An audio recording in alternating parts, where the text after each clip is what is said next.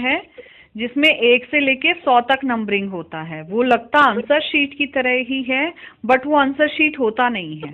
ये चीज क्लियर हुई? वो सिर्फ आपको रफ काम के लिए दिया गया है। क्यों?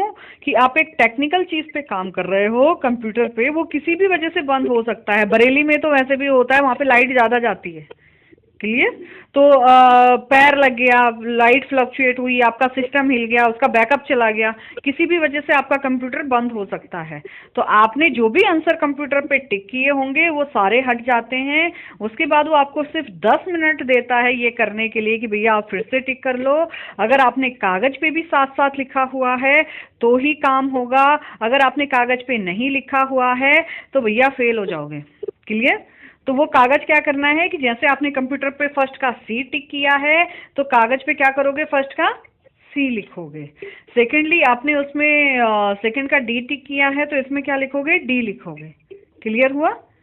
वो लेकिन वो कागज क्या है, सिर्फ रफ काम के लिए दिया गया है। जब आप वापस घर आओगे वो वापस मांग लेगा वहां पे एग्जामिनेशन सेंटर वाला। तो पहली चीज आपको कंप्यूटर पे ही टिक करना है, आपका कंप्यूटर वाला ही काउंट होगा। ये चीज क्लियर हुई? दूसरी चीज, आपको छोड़ना कुछ नहीं है, अटेम्प्ट सारे करने हैं, माइनस मार्किंग नहीं है।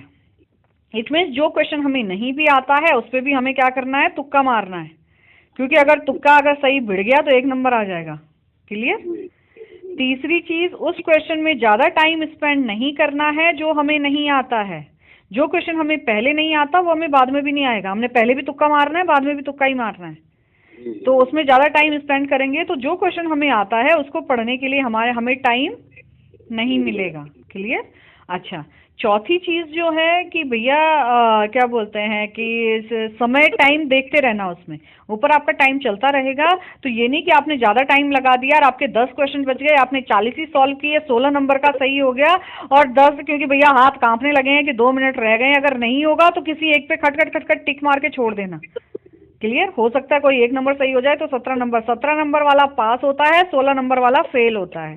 तो एक चीज याद रखना कि 17 नंबर आने चाहिए। और हाथों हाथ उधारी का सौदा नहीं, इधर बाएं हाथ की तरफ आपके नंबर दिखाएगा, दाहिने हाथ की तरफ पास और फेल दिखा देगा। क्लियर? अच्छा, इन सब के अलावा एक चीज का ध्यान रखिएगा, कभी कभी आपके पास क्या होगा, क्वेश्चन पेपर स्टार्ट हो जाएगा, क्वेश्चन ऊपर हिंदी में लिखा होगा, नीचे इंग्लिश में लिखा होगा। मेरी आवाज क्लियर आ रही है? क्योंकि मेरे को तो कट कट के आ रही है आप लोगों की आवाज। आ रही। मेरी आवाज सही आ रही है? जी सही आ रही। ओके, तो ऊपर हिंदी में दिया गया होगा, नीचे इंग्लिश में दिया गया होगा। उसके 4 ऑप्शन होंगे, ए बी सी और डी।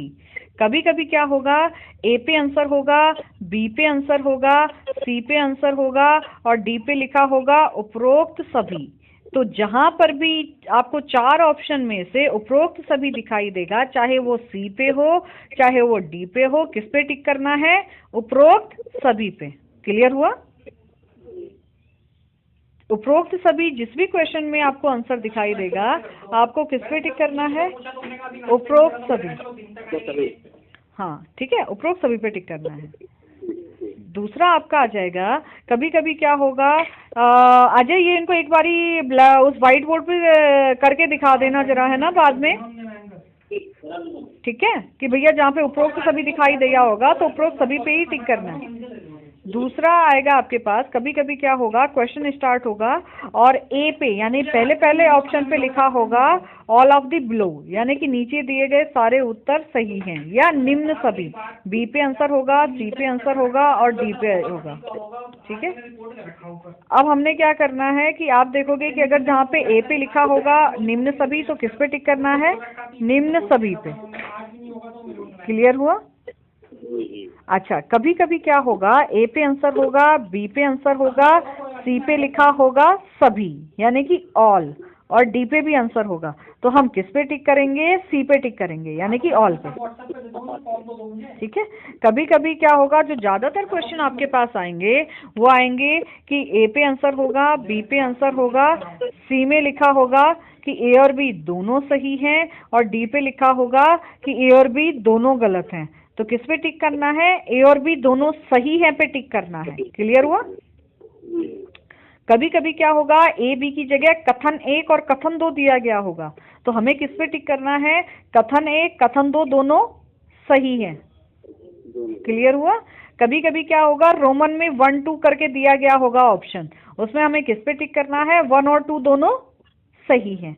हमारे आंसर क्या क्या हो गए, उपरोक्त सभी हो गया, निम्न सभी या नीचे दिए गए सारे उत्तर सही हैं, सभी ए और बी दोनों सही हैं, कथन 1 कथन 2 दोनों सही है, first and second both are correct. और कभी कभी क्या होगा कि हमारे पास 4 अलग अलग ऑप्शन होंगे और हमें अगर उसमें से कुछ समझ में नहीं आएगा, ना ही तो वहाँ पे उपरोक्त सभी होगा, ना ही निम्न सभी होगा, और हमें किसी ऑप्शन पे टिक करना है तो हम एक ऑप्शन चूज करेंगे और वो होगा डी फॉर डॉग, चौथा वाला।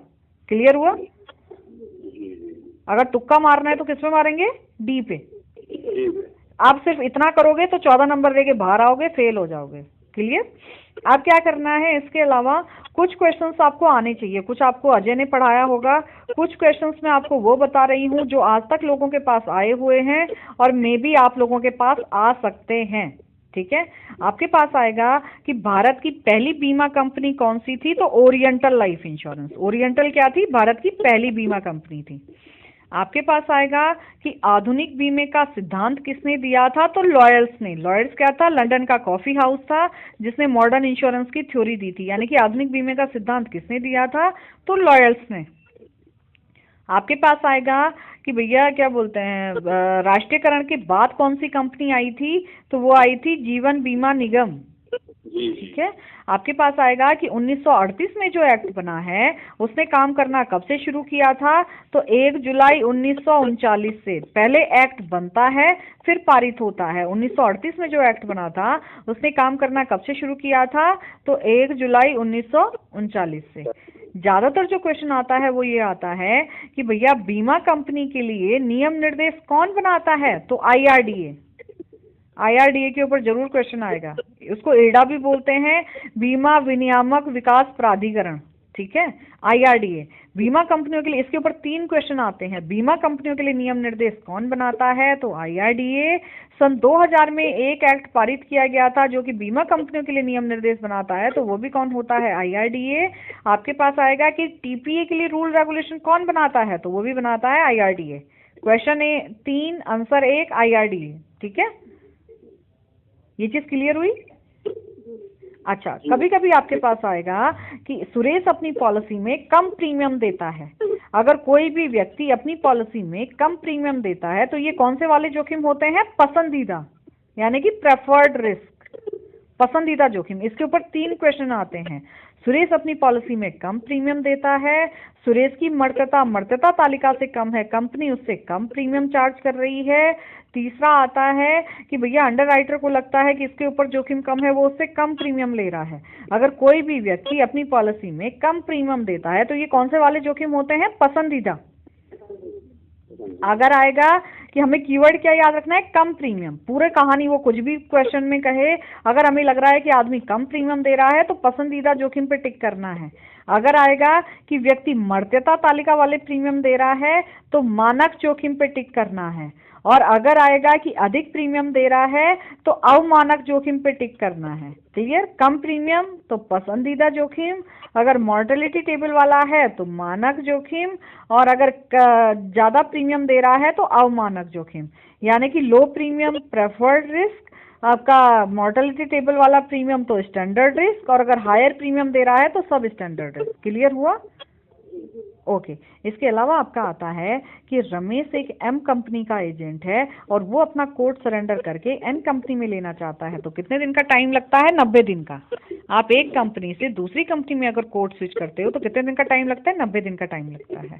आपके पास आता है कि रमेश एक एजेंट है जो कि ग्राहक से प्रीमियम एकत्रित करता है, अपना कमीशन काटे बिना। इसको ये कितने समय में जमा करवाना है, तो 24 घंटे में, 24 आवर्स। आप किसी का प्रीमियम कलेक्ट करो या किसी का प्रपोजल फॉर्म यानी प्रस्ताव पत्र भरो, आपको कितने घंटे में जमा करवाना है, तो 24 घंटे में। एक आपका आएगा MRI के ऊपर, और डेफिनेटली इसमें से 2 या 1 क्वेश्चन हर किसी के पास आएगा। कभी कभी आता है कि MRI से क्या तात्पर्य है, तो वो हिंदी में लिखा होगा mortgage redemption insurance. Ajay sir board पे लिख के दिखा देना इनको। MRI क्या लिखा होता है, हिंदी में भी मॉर्गेज रिडम्पशन इंश्योरेंस ही कई बार लिखा हुआ होता है। वैसे इसका मतलब होता है बंधक मुक्ति बीमा। जो भी चीज हम लोन पे खरीदते हैं, हमने कार लोन पे खरीदी, हमने घर लोन पे खरीदा, तब तक हमारे पेपर बैंक के पास गिरवी रहते हैं जब तक हम उसका लोन नहीं चुका देते। और अगर लोन चुकाने से पहले आदमी मर जाता है तो या तो उसके घर वाले पे करेंगे, और अगर घर वाले पे नहीं कर पाएंगे तो बैंक उसकी नीलामी करा देता है। तो उससे बचने के लिए कौन सा बीमा होता है, बंधक मुक्ति बीमा। आपके पास आता है कि एक आदमी ने घर बनाने के लिए लोन लिया है, इसके लिए कौन सी पॉलिसी उपयुक्त होगी, तो बंधक मुक्ति बीमा। आपके पास आता है कि रमेश ने बंधक मुक्ति बीमा खरीदा है, यह कब हितकारी होता है, तो आंसर होता है लोन चुकाते वक्त अगर व्यक्ति की मृत्यु हो जाए तो बकाया लोन की भरपाई इस पॉलिसी से की जाती है। आपके पास आता है कि इसमें कौन सा बीमा दिया जाता है, तो घटती